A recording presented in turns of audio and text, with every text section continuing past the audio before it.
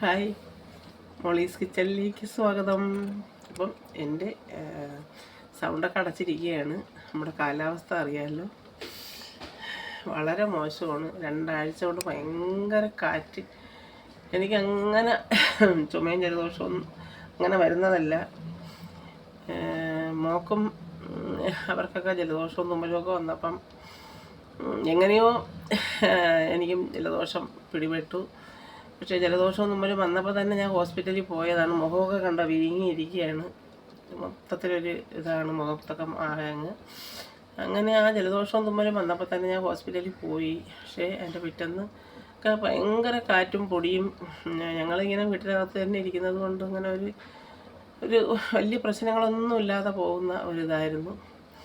എന്തായാലും ജലദോഷവും തുമ്മലും മാറി, ചുമയും കീറുപ്പുമായി ഒരു വല്ലാത്തൊരവസ്ഥയിലാണ്. അപ്പം അതിനിടയ്ക്ക് അവിടെ മോളെ വീട്ടിൽ മീൻ കൊണ്ട് ചെന്നപ്പോഴത്തേക്ക് കൊഞ്ചായിരുന്നു. അപ്പം നമുക്ക് കൊഞ്ച് കിട്ടിയിട്ട് ഒരുപാട് നാളായിരുന്നു. അപ്പോൾ എന്നോട് വിളിച്ച് മോളെ ചോദിച്ചു, അമ്മ കൊഞ്ച് കൊണ്ടുവന്ന് അങ്ങ് എത്തുമ്പോൾ തീരുമെന്ന് പറയുന്നു, വേണമെന്ന് ചോദിച്ചു. അങ്ങനെ വാങ്ങി വെക്കാൻ പറഞ്ഞപ്പോൾ ഇന്ന് 2 ദിവസമായി അവരെ ഫ്രിഡ്ജിലിരിക്കുകയായിരുന്നു. അപ്പോൾ ഇന്ന് മോള് കൊണ്ടുവന്നു. ഈ കാണാൻ പറ്റുന്നുണ്ടോ? ഞാൻ കാണിച്ചിട്ട് കാണാൻ പറ്റുന്നില്ല.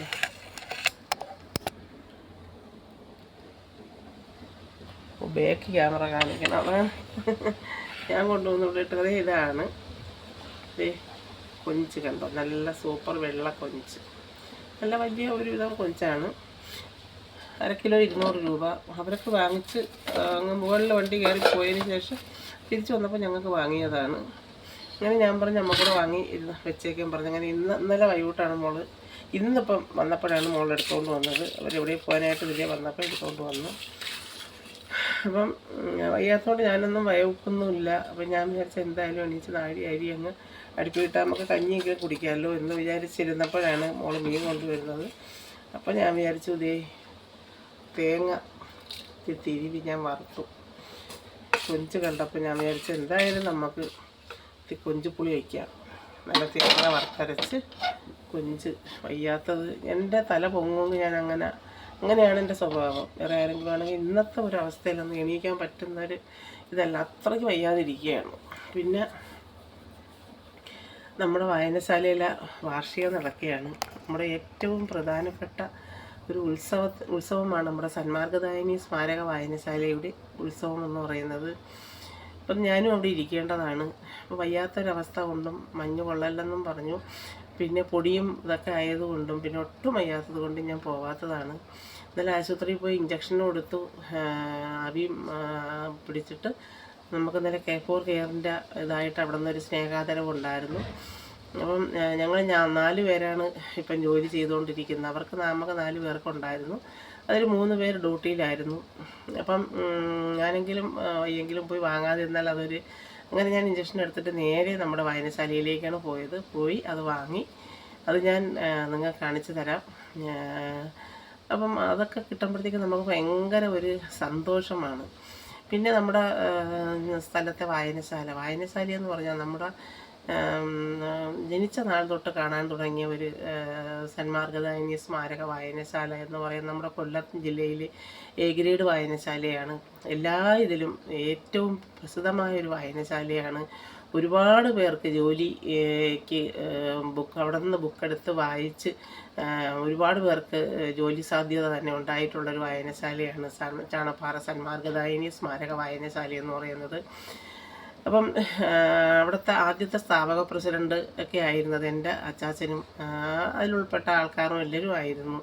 അതൊക്കെ നമുക്ക് പറയുമ്പോൾ തന്നെ നമുക്കൊരു പ്രത്യേക ഒരു ഇതാണ്. ഇപ്പോഴും നമ്മുടെ ആ ചാണപ്പാറ എന്നറിയപ്പെടുന്നത് സന്മാർഗദായിനി സ്മാരക വായനശാല എന്ന് പറയുമ്പോഴത്തേക്ക് ആ ചാണപ്പാറയ്ക്കൊരു ഒരു വല്ലാത്തൊരു ഇതാണ്. ആ സ്ഥലത്തുള്ള ഒരിത് മാത്രം വഴി ചോദിച്ചാൽ മതി.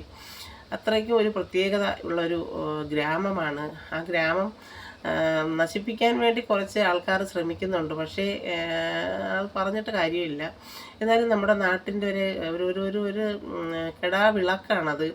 ഇപ്പോഴും അത് ഇപ്പം 64ാമത് വാർഷികം ആഘോഷിക്കുകയാണ്. ഇനി അത് ഒരുപാട് ഒരുപാട് വർഷങ്ങൾ ഉയരങ്ങളിലും ഞങ്ങളുടെ കുഞ്ഞുകുട്ടി ഞങ്ങളുടെ അവർക്കും ഇതെല്ലാം കാണാനുള്ള ഒരു ഭാഗ്യം. എൻ്റെ മോളെ കുഞ്ഞിൻ്റെ പരിപാടി ഇപ്പോൾ രണ്ട് വർഷം കൊണ്ട് നമ്മൾ കാണാൻ കഴിയുന്നുണ്ട്.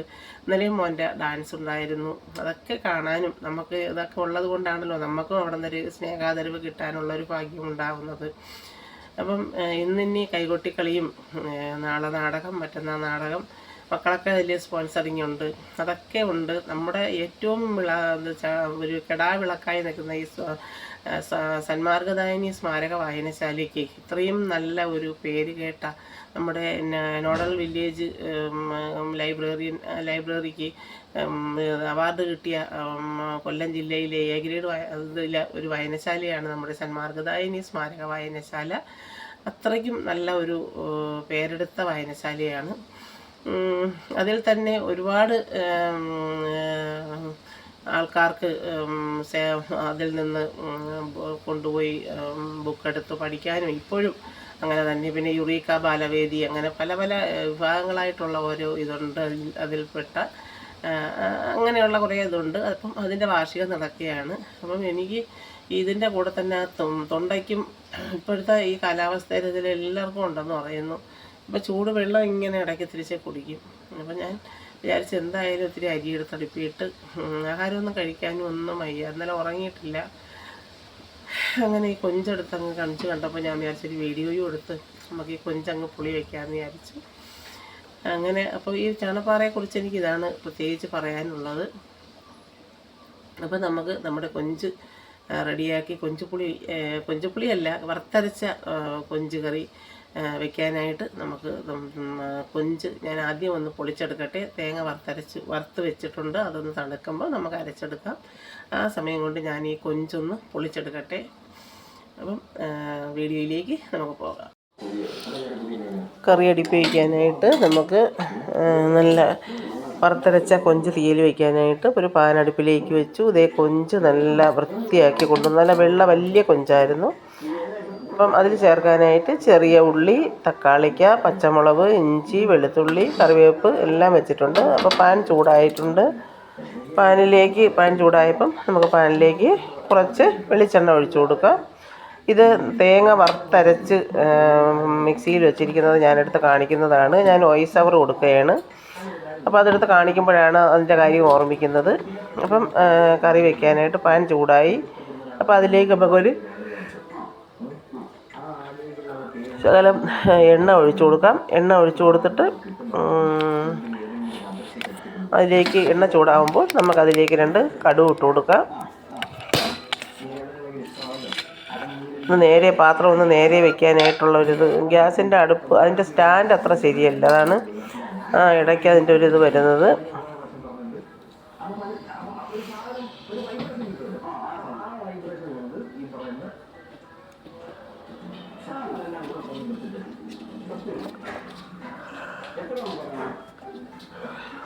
തൊണ്ടയൊക്കെ അടച്ചിരിക്കുന്നു. തൊണ്ടയും അടച്ച് നല്ല ചുമയും ശ്വാസം മുട്ടും. ഇപ്പോഴത്തെ കാലാവസ്ഥയുടെ ഒരു ഇതുകൊണ്ടാണ്. അപ്പം എണ്ണ ചൂടായി, കടുക് അതിലേക്ക് ഇട്ടു. ഇനി നമുക്ക് അതിലേക്ക് 2 വറ്റൽമുളക് ഇട്ട് കൊടുക്കാം.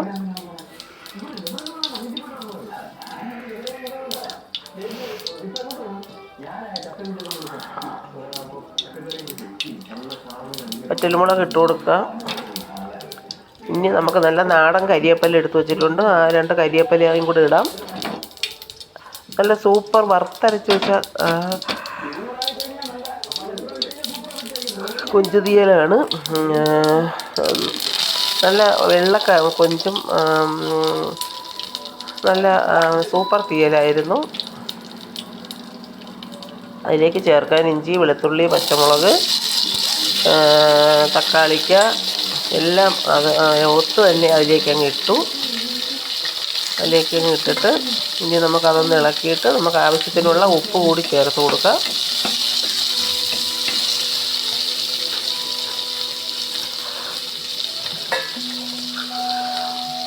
ഇനി ആവശ്യത്തിനുള്ള ഉപ്പ് കൂടി ചേർക്കാം.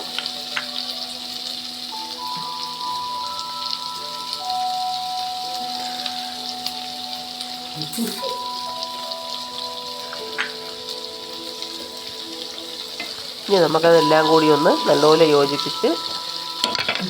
യോജിപ്പിച്ചതിന് ശേഷം നമുക്ക് അരച്ച് വെച്ചിരിക്കുന്ന അരപ്പ് എടുത്ത് അത് ഇതാക്കണം. ഇനി നമുക്ക് ഇതിലേക്ക് നമുക്ക് വൃത്തിയാക്കി കൊണ്ടുവച്ചിരിക്കുന്ന കൊഞ്ച് ഇതിലേക്കിടാം.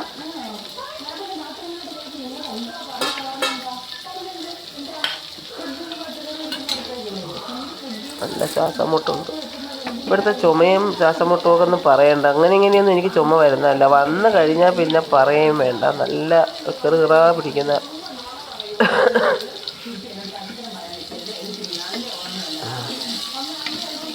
ഇനി നമുക്ക് അതിലേക്ക് ആ കൊഞ്ച് നമ്മൾ റെഡിയാക്കി വൃത്തിയാക്കി കൊണ്ടുവച്ചിരിക്കുന്ന കൊഞ്ച് ഇനി ഇതിലേക്ക് ഇടാം.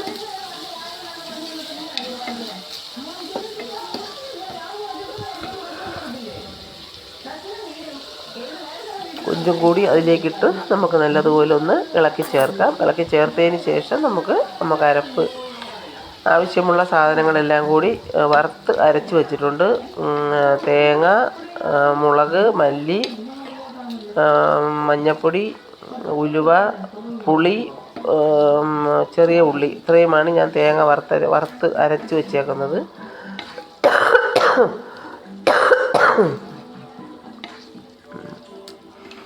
അപ്പോൾ എല്ലാം കൂടി നല്ലതുപോലെ ഒന്ന് വറുത്ത് നല്ലതുപോലെ ഒന്ന് കണ്ടോ ഇതാക്കിയതിന് ശേഷം നമുക്കതിലേക്ക് അരപ്പ് ചേർക്കാം.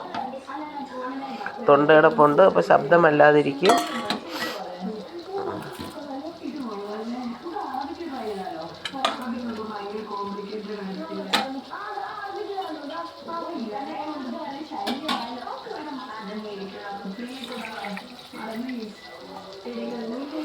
വോയിസ് ഓവർ കൊടുക്കുന്നത് കൊണ്ട് നമുക്ക് ഓരോ ഭാഗങ്ങൾ വരുമ്പോഴായിരിക്കും അതിൻ്റെ പറയാൻ പറ്റുന്നത്.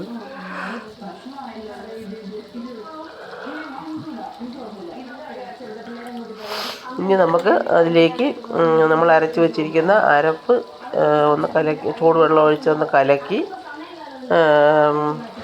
അതിലേക്ക് ഒഴിക്കാം.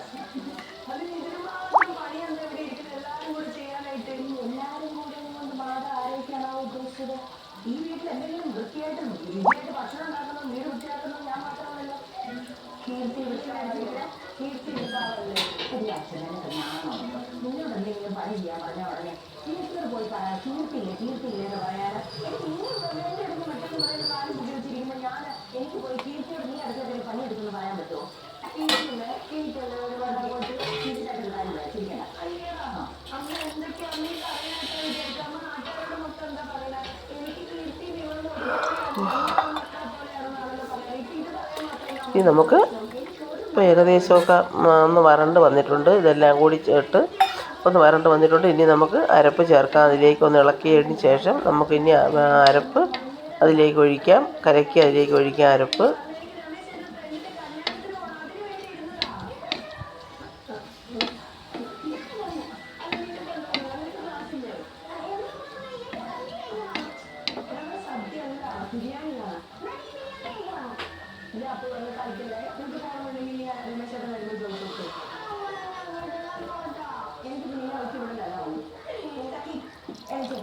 നല്ലതുപോലെ ചൂടുവെള്ളം ഒഴിച്ച് നല്ല കട്ട പിടിക്കാതെ നല്ലതുപോലെ കലക്കി ഒഴിച്ചു. ആവശ്യത്തിന് ഉപ്പ് ചേർത്തിട്ടുണ്ട്. പിന്നെ പുളിയും എല്ലാം ഇതിലുണ്ട്. ആവശ്യത്തിനുള്ള എല്ലാ സാധനങ്ങളും ഇതിൽ ഞാൻ വറുക്കാൻ സമയത്തെല്ലാം അതിൽ ചേർത്തിട്ടുണ്ട്. ഇനി നമുക്ക് അടച്ചിട്ട് വേവിക്കുക എന്നുള്ളൊരിത് മാത്രമേ ഉള്ളൂ.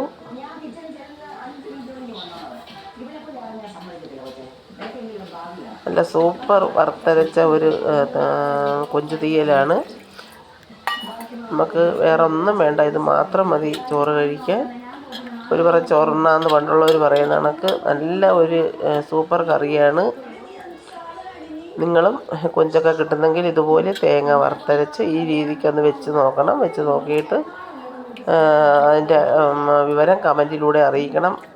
അത് ചെറിയ ഉള്ളി ഞാൻ ഇന്ന് ഇട്ടേക്കുന്നത് വേറെ ഒന്നും ചേർത്തിട്ടില്ല. ചെറിയ ഉള്ളിയും 2 വെളുത്തുള്ളി, ഇഞ്ചി, പച്ചമുളക്, തക്കാളിക്കും ഇത്രയും സാധനമാണ് ഞാൻ കൊഞ്ചല്ലാതെ അതിൽ ചേർത്തിട്ടുള്ളത്. വേറൊന്നും ചേർത്തിട്ടില്ല.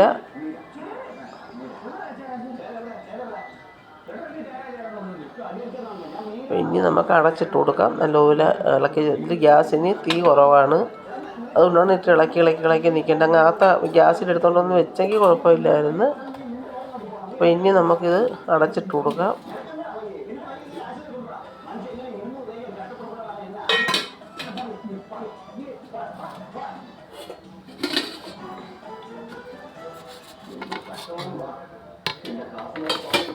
ഇനി നമുക്കൊരടപ്പെടുത്ത് അതിലേക്ക് അടയ്ക്കാം. ആ അടപ്പ് ശരിയാവില്ല, അപ്പോൾ ഇതിൽ കൂടെ വലിയ അടപ്പ്, ഇഡ്ഡലി കുട്ടകത്തിൻ്റെ അടപ്പെടുത്ത് അടയ്ക്കാം. ഇത് ഈ പാത്രത്തിന് അടപ്പില്ല, അതുകൊണ്ട് അല്ലെങ്കിൽ മറ്റേതിൻ്റെ അങ്ങനെ അടപ്പെടുക്കണമായിരുന്നു. ഇപ്പം ഞാൻ വിചാരിച്ചു ഇഡ്ഡലി കുട്ടകത്തിൻ്റെ അടപ്പാകുമ്പോൾ ഇതിന് കറക്റ്റാണ്. അപ്പോൾ ആ അടപ്പെടുത്ത് കൊണ്ട് അടയ്ക്കാം. അടപ്പ് അതിൻ്റെ മണ്ടയിലെല്ലാം ഇരിപ്പുണ്ട്, പക്ഷേ അതിന് കയറി എടുക്കണം. അപ്പോൾ ഇത് മതി, ഇത് സൈസാണ്. അപ്പം നമ്മുടെ കൊഞ്ച് കറി റെഡി ആയിട്ടുണ്ട്. ഓഫ് ചെയ്ത് ഇത്രയും നേരം ഇട്ടിരുന്നതെന്ന് ചെറിയ തീയിലിട്ടേക്കായിരുന്നു. അപ്പോൾ നമ്മുടെ കൊഞ്ച് തീയൽ ഇവിടെ റെഡി ആയിട്ടുണ്ട്. നല്ല സൂപ്പർ കൊഞ്ച് തീയലാണ്, കണ്ടോ. നെയ്യൊക്കെ തെളിഞ്ഞ് നല്ല സൂപ്പറായി. തീയൽ വയ്ക്കുന്നെങ്കിൽ കൊഞ്ച് തീയലൊക്കെ തന്നെ വെക്കണം. ആവശ്യമില്ലാത്ത കാര്യങ്ങളെല്ലാം ചേർക്കാതെ ഇങ്ങനെ 1-2 ഐറ്റങ്ങൾ മാത്രം ഇട്ട് കൊഞ്ചിൻ്റെ കൂടെ ചേർത്ത് തീയൽ വയ്ക്കുക. അതും ഇതും മറ്റെല്ലാം കൂടെ ചേർത്ത് വയ്ക്കുമ്പോൾ ആ കൊഞ്ച് തീയലിന് കൂട്ടുമ്പോൾ ഒരു വലിയ ടേസ്റ്റ് കിട്ടാറില്ല. അപ്പോൾ അത് മാറിപ്പോവാതിരിക്കാനും എല്ലാം ശ്രദ്ധിക്കുക.